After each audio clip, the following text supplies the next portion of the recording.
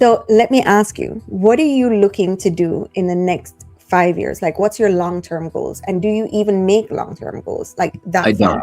out? This whole conversation should show you that you need not waste time with long-term goals, because the industry, the marketplace, your target market is Mhm. going to learn, evolve, and change within, heck, by the end of the year. So you're thinking like 6 to 9 months out, I would go as far as to say max 2 years. max 2 years. Okay. I think, I mean, like, beyond that, if I hear companies being like, well, here's our, 30-year plan, I'm like, whoa, buddy, that's a big old meeting that you could just say.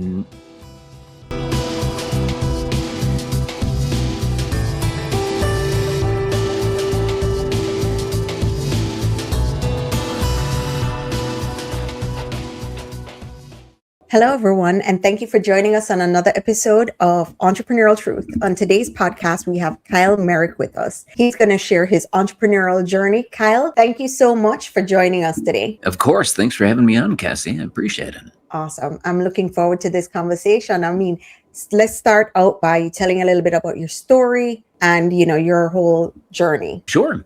So I'll start essentially where I'm at these days, and then I'll kind of step it back to give a little bit more context here. So these days, actor, voice artist, marketing coach. So the three of those are all really happening in conjunction with one another. Mm-hmm. The marketing coaching component, I think, requires maybe a bit more explanation than the other two.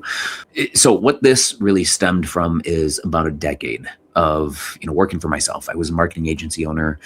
In roughly November 2024, I quietly closed the doors on my agency, just because, all right, well, let's think about, where AI is these days.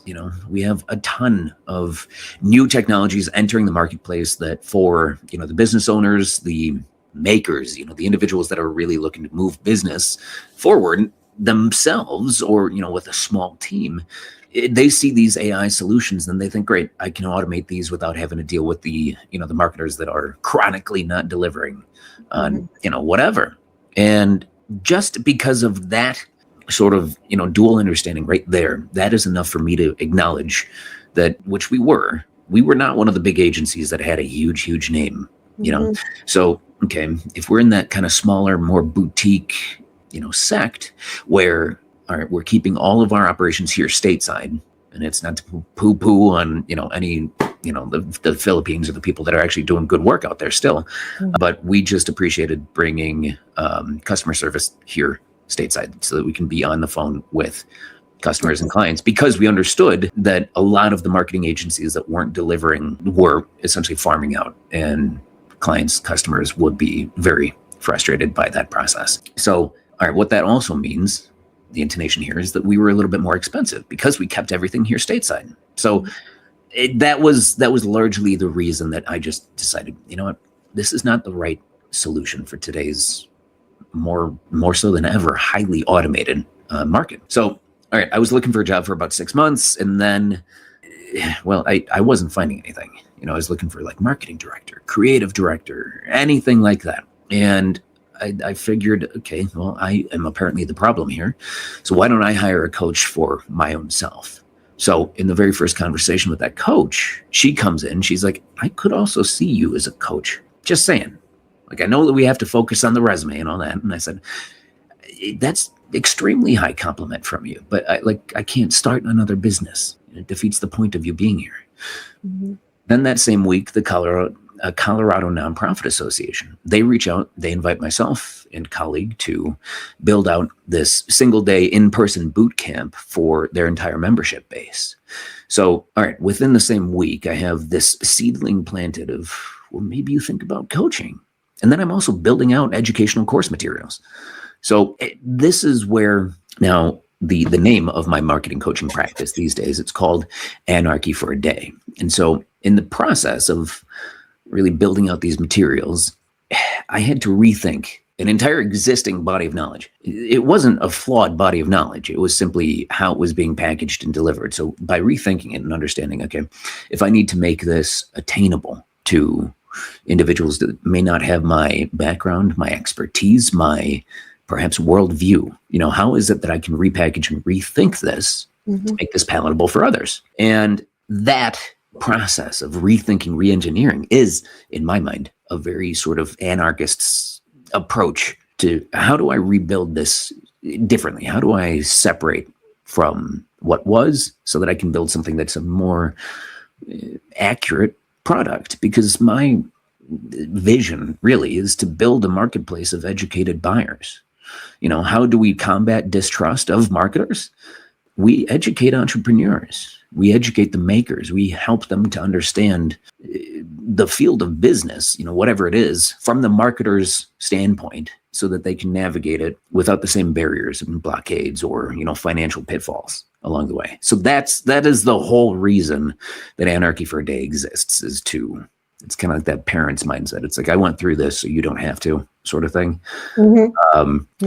So that's largely why it exists in the first place. And, that's all informed by, I was adopted at birth and I was given tremendous opportunity and experience because the 4 parents that I have, it was an open adoption. They made the choices they did very early on. And that laid the foundation for the human that I am. And that is one who simply is here to serve in so many and so few words. I love that. And thank you for sharing that. I mean, so you had a business, just going over this really briefly. You had a business, you saw the shift in technology. You then decided, you know what, I'm going to pivot and I'm going to focus on, doing something else, crafting a resume. Someone plants a seed in you, a coach that you hire, and say, hey, listen, here we go. I think you should be a coach. And then you land within that same week. Let me ask you, when you're going through this and you're now going through the materials and you're like, okay, I could actually see myself coaching.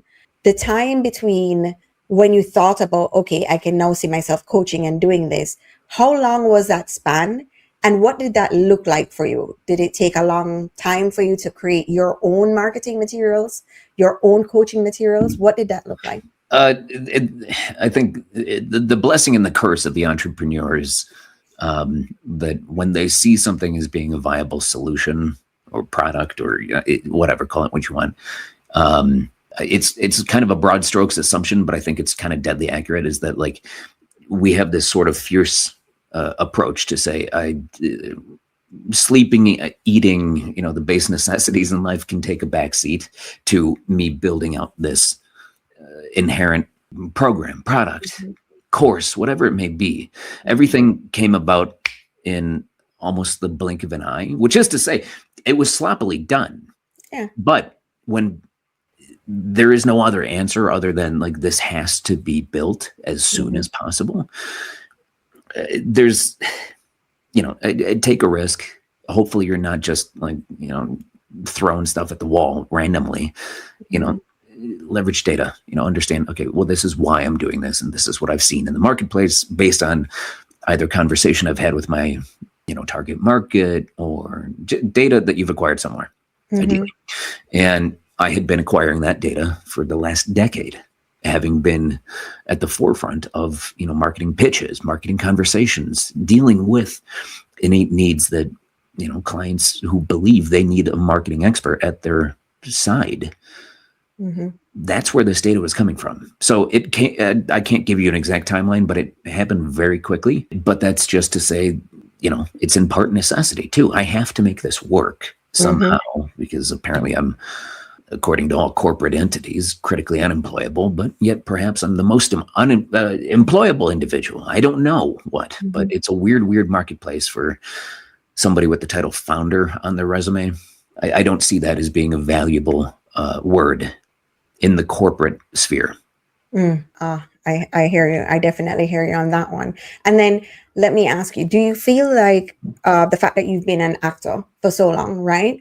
That also helps with your mindset in terms of being able to pivot quickly? It was actually vice versa. Really? Acting really only came about maybe a year ago. The tool set that the modern day actor needs in order to simply operate is not only fierce curiosity, the ability to want to say, who is Kesi? What does Kesi do? How does she drink her coffee in the mornings or perhaps evenings? Depends. And, that desire to want to become somebody else for a brief period of time, to live through their shoes, more or less. Okay, so curiosity is one. Tenacity is two, because we're constantly featuring rejection. We need a little bit of business savvy in there because we need to understand the kinds of contracts that we're signing.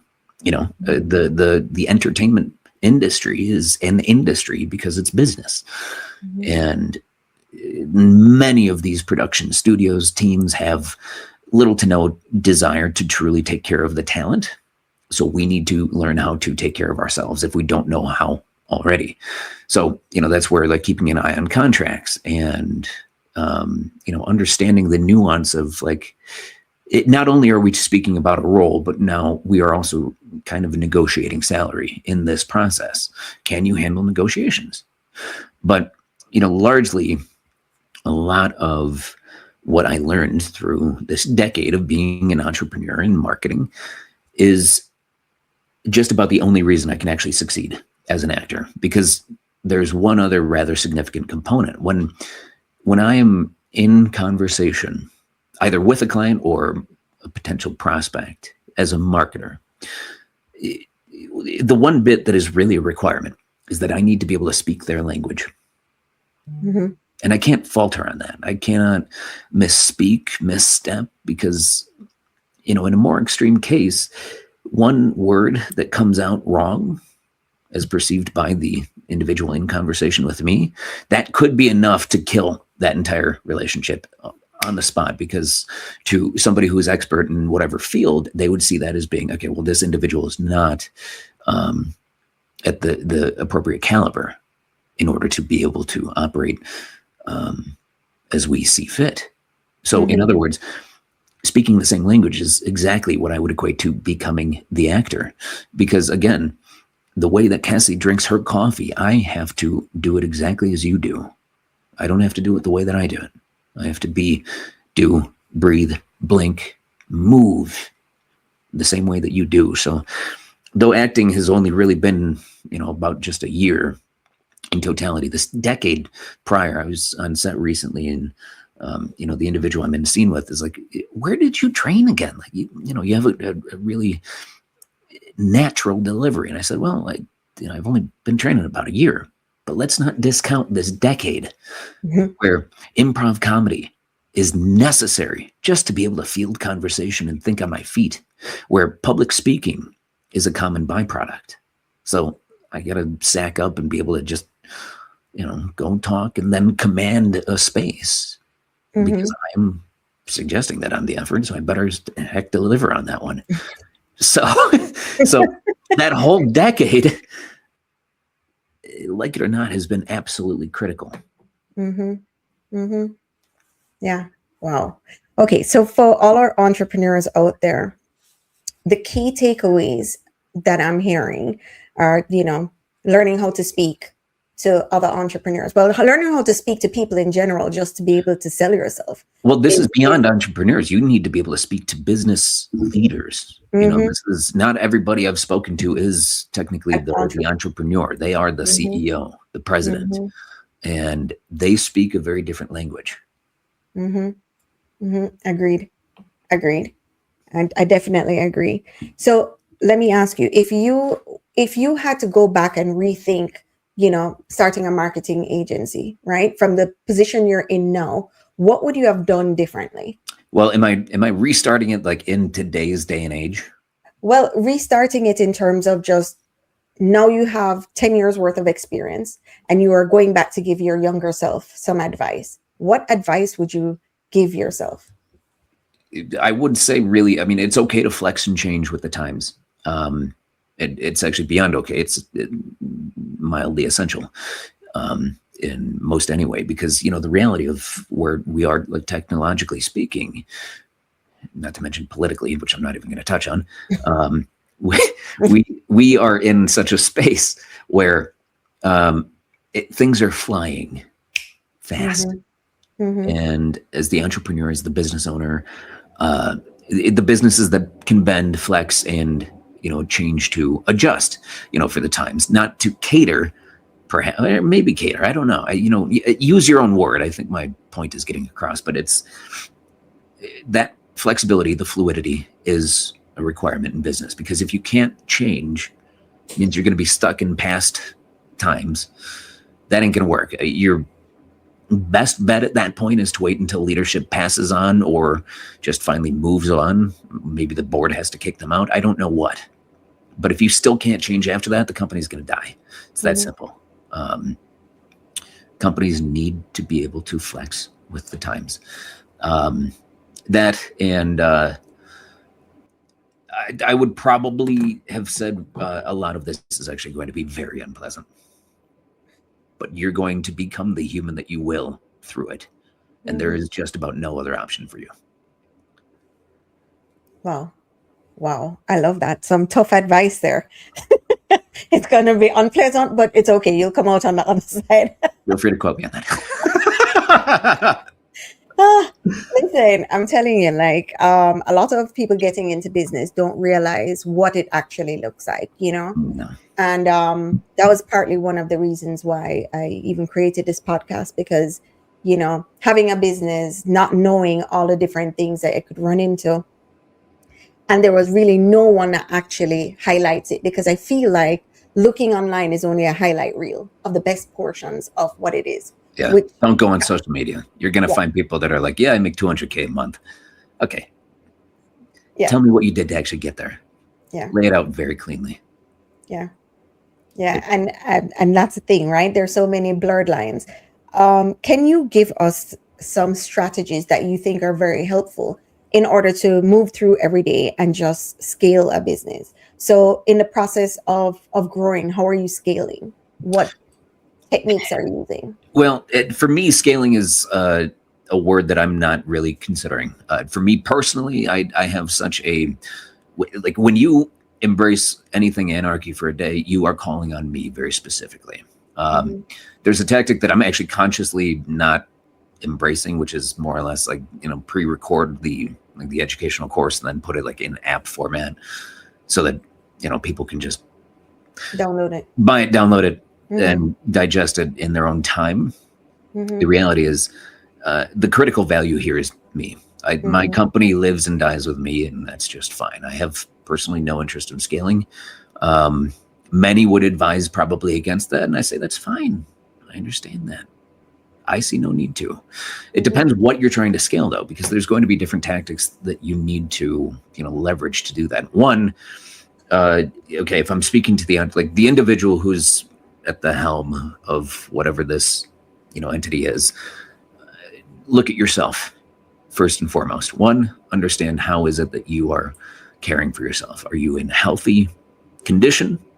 Do you have, the right people in your corner to support you in these endeavors?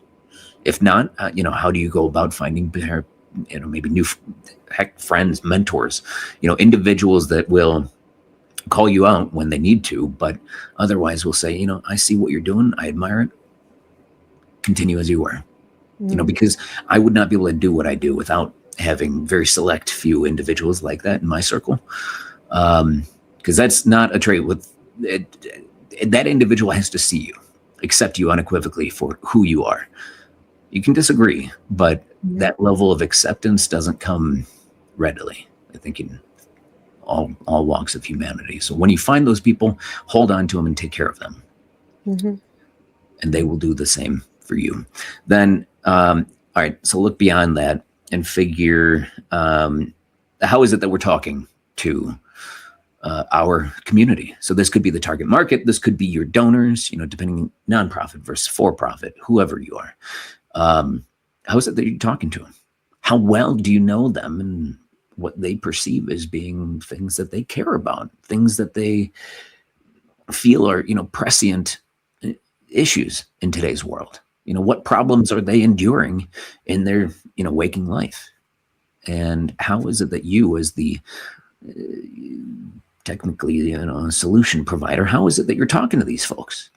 And if that conversation, if you're finding that conversation is falling flat, then it would probably behoove you to figure out well, maybe we got to do something different. Maybe this is one of those moments where we have to flex a little bit to change. Beyond that, I would look to partnerships. If you want to, really start building and scaling. I talked about, it was kind of an off-kilter example, but it makes a little bit of sense. Like, okay, HPs are like chronically like open to like malware and viruses and all that stuff. So if you know that your target market is using majority HP, if not solely HP, perhaps it's a product that has to integrate within the Microsoft user interface, then perhaps you can understand that, all right, they're going to have a computer issue at some point, and they're going to walk into a Geek Squad and say, "Hi, Best Buy people, I need help." And okay, so if your product is one that will, inevitably not lead people to a broken computer, but if other entities like Geek Squad have to come into the conversation frequently enough, then go build a partnership with Geek Squad, because you can say, all right, well, I know that you are sort of a staple of the individuals that we actually cater to. So in building partnerships like that, that becomes more of a seamless conversation. That's some of the best marketing, where it's more organic, so that, it's not the like advertisement of like, hey, like buy Tide detergent, it's going to get those pesky little stains out for you. It's the conversation from the Geek Squad associate that says like, oh yeah, this thing works, like without a doubt. Like for me being an expert in my own domain, this is what I would, point to and use myself. And that is itself a testimonial that, bar none, very little else marketing wise will be able to do the amount of lifting that kind of thing does. Mm-hmm. So that's where, it's a weird example, but no, it makes sense. It's like these things, you need to think about it beyond simply like, A to B, like A being you, B being your market. There's a lot that happens in between. Mm-hmm. If you can leverage that in between space, that's some of the best space for growth. Mm-hmm. Mm-hmm. There are lots of things that you touched on there that I really love. I love the fact that you said that you're not into scaling, because that definitely comes down to just clarity on your business, what you're looking for to become, how much revenue you're looking to get, what you're comfortable with. And a lot of entrepreneurs they have no clarity. They look at a number and say, hey, listen, this is a number I need to hit, but they don't even know if that number or what they're looking to hit is what they need. Maybe they're asking for more than they actually need. So I'm really glad that you said that you're really clear that that's just not for you. Well, I think anybody who has money as being the top of mind focus, which I'm not saying no to, but anybody that has money as being, primary focus number one, they will never say scaling is not part of my plan. Scaling is absolutely part of that plan, because it's an essential piece of it. But with that, you sacrifice the potential for customer service. You sacrifice the potential for the human side of the business. And human to human, regardless of how much technology is still in today's market, we're human end of day, and we still have to account for that somehow. So if you manage to find all the robots that sound exactly like me, well, then that means they've stolen my voice, and that's a violation of IP. So you'll be hearing from my lawyer if that's the case. What I love is that at the end of the day, we are definitely shifting into more of an AI space and automation space. But as humans, we are definitely looking more for human connection, because we see and we're so inundated with so much AI everywhere. And, I'm speaking on the behalf of, we have an AI company, right? But that being said, I can still see in conversations I'm having with people, they're more inclined to go somewhere where they can have face-to-face conversations just to know if it's real. Yeah. Well, it's, I stopped with the whole like dating app thing a while back. It's not that I found somebody, I'm still quite single, and my preference is to be single right now, because if we're in such a world where people are craving the face-to-face because we don't quite know if the individual on the other end of that dating app is actually real, that's pretty freaking twisted. Makes it very unpleasant to operate anything. I'm looking for somebody to love and care for me. And instead I'm met with a robot who's like, go to my OnlyFans. I'm like, what? It's horrible. It's wildly unpleasant. Then just translate that to business. Same deal. Yep. Why would I want to engage in this, let alone, suggest that there's all kinds of scams way beyond that I'm not even going to touch on here. So, yeah. Wait, hold on. Happy 2026, everybody. Let me ask you, was that literally a real life situation? Oh, I can go deep into that. Oh, stop. Wild. That's wild.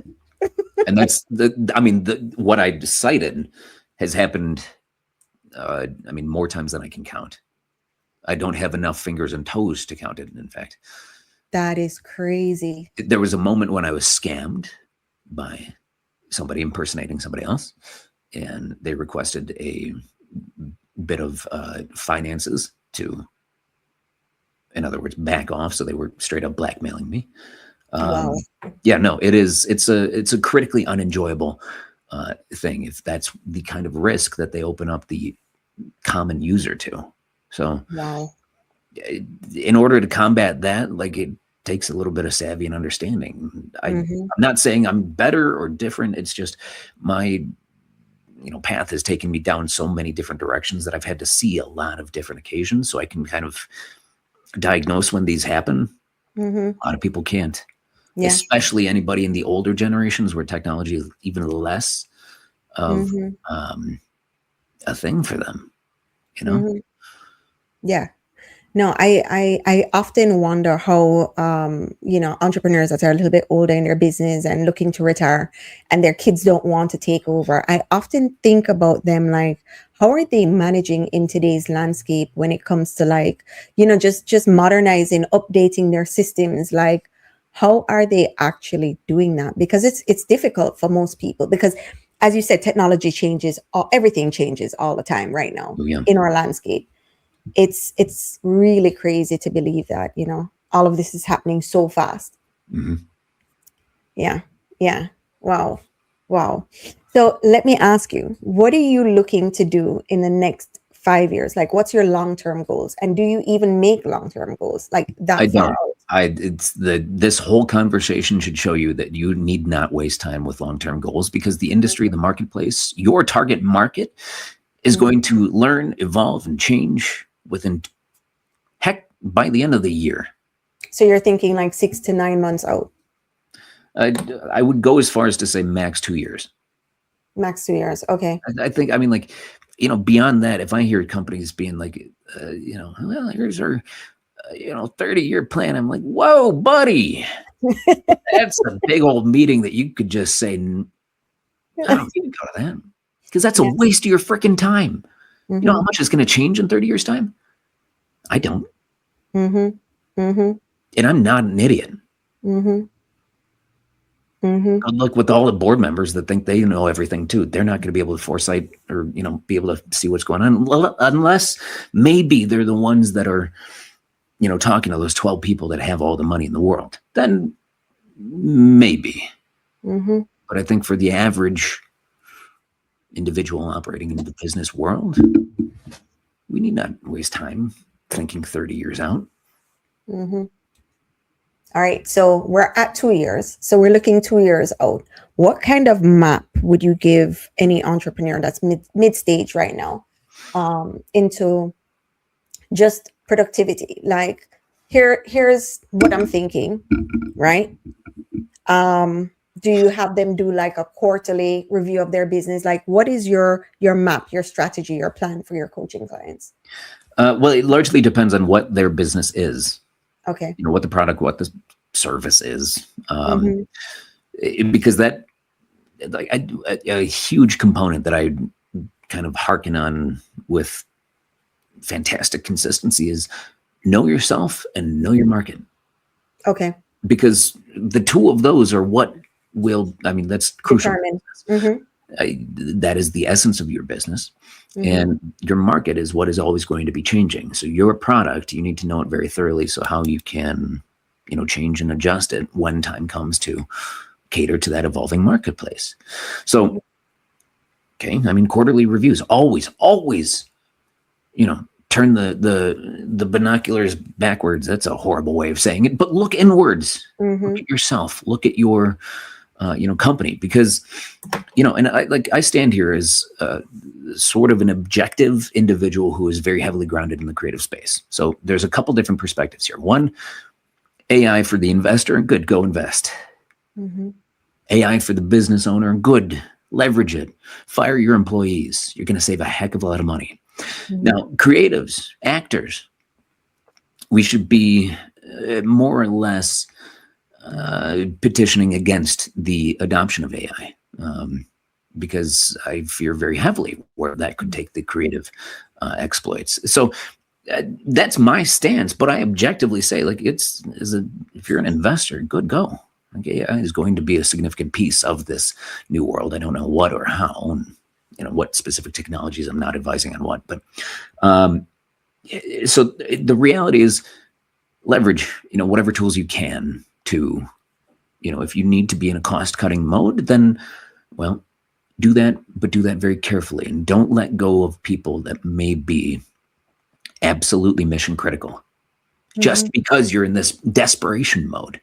And if you don't know who is mission critical, then buddy, you gotta do a much better job of talking to your freaking employees. Because if you don't know the people that are working with you, for you, no less, you're not a leader. You're a boss. And that's a horrible, horrible spot to be in business. My grandmother was the CEO of Selstrom Manufacturing back in the 1970s. Now, it's a highly, highly blue-collar manufacturing company. And for her to be at the helm of a business like that is wildly unheard of back in the 70s. That's the family that I come from. So this is also to say how the whole, the disparate differences between the male, female, and like the business, men are paid more. It makes no freaking sense to me. Because I've seen that women have the same power to command respect, to move companies forward, and to lead unequivocally. It doesn't make any sense to me. So tangent there, but the idea is you got to know your people. That's, just if you don't have the ability to lead appropriately, then that would be my immediate next step, is read up on that, talk to the people that are leading, go grab coffee with them or have a Zoom conversation. I don't know. We have technology, use it. Talk to them, learn from them. By God, listen. Okay, so if we're moving beyond that as to like how to, I think the root question was, how do you scale within like a 2-year kind of period here? Again, because I don't know the exact product, the service, whatnot. Sorry, as I already said, it's like build more partnerships. So think more thoroughly about who your marketplace is. Right. What do they do? Who are they talking to? Who else do they call upon in their day-to-day? Right. And then go talk to them and say, I'd like to buddy with you, because I think we could make a heck of a lot of money doing that. Awesome. And do you have any daily routines that you think help you in order to? Okay. Yeah. I'll give you the example this morning, and I have to pull up my phone to reference this exact thing first. This morning, 5 a.m. The very first thing that I say, so this is a mixture of both things that I need to say for myself, things coming from Bruce Lee and whatnot. So this is in the realm of being, grateful, manifesting. It's the woo-woo stuff that, some people love. Others are like, that's just magic, doesn't exist. So good luck to you. Very first thing, I just wake up at 5. I'm ready to work. Thank you to all 4 of my parents, in other words, for making the choices that they did. I'm ready to learn. I'm the best. Today is my day. I can do it alone. I'm a winner. Now, there's a part of me that just hates all of that, the fact that I even say any of that, because it's like, wow, it's wildly dumb that I have to in the first place.